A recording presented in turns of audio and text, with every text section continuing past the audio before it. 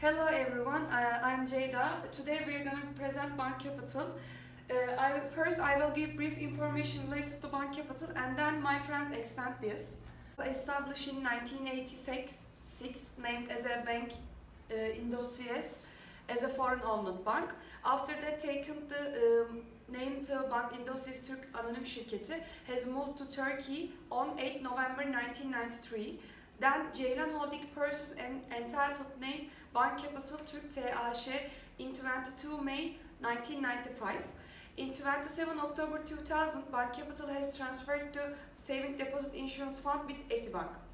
In 2000, merged with the Ege Bank, Yurtbank, Yaşar Bank, Ulusal Bank under the name of the Sümer Bank, which the share of the Sümer Bank belonged to the TMSF Saving Deposit Insurance Fund, were sold to Oyak Holding.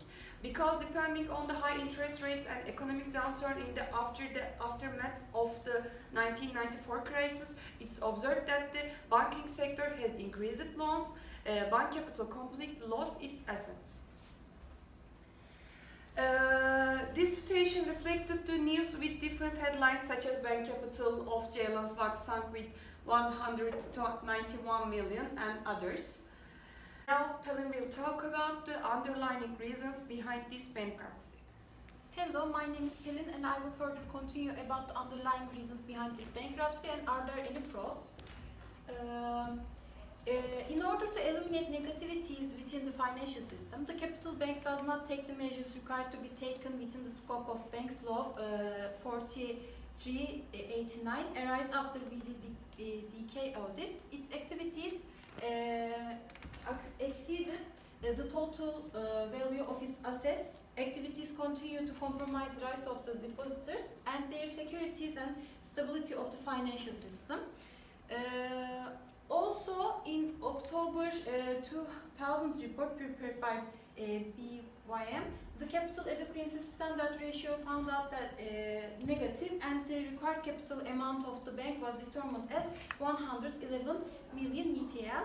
In addition to this, deposit insurance provided by the government also implicitly give chance the bank to fraud. As a result of the review of the said group loans, Ceylan Group sourced having some of the aforementioned capital groups in order to provide the bank loan relationship between banks and Capital Bank has been entered. Meanwhile, the payment plan submitted by Ceylan Group, the former controlling shareholder of the Bank Capital, the total amount of 520 million of debt to 24 banks was approved by TMSF. The disclosure was made in written by the board of the directors on 2001. According to the statement, the outline of the plan was as follows. It was stated their real estate sale, grace period and principal payment and interest was stated in this report. Now Canda will talk about what happened Capital Bank. So I'm Candan and I will talk about the fraud investigations and the verdicts. It's a table about the bank's all of the losses.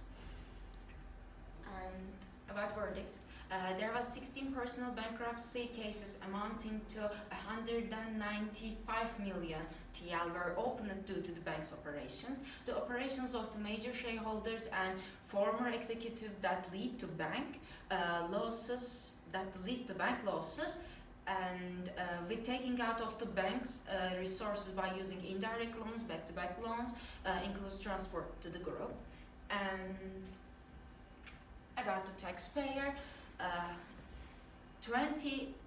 to continue with the effect of these, all of the Turkish taxpayers, 220 banks transferred to TMSF in these years, and there is a 17 billion burden has been put to the economy.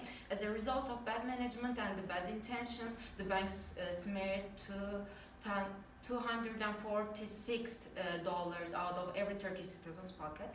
And Ahmet Ertürk, the old head of the TMSF at that time, stated that in this process they have collected in 2009 actually, and in this process they have collected 18.5 billion in debt from the 25 banks and their dominant partners, whereas these banks have sunk 30 billion and the total cost of the economy was the 65 billion. And that's all.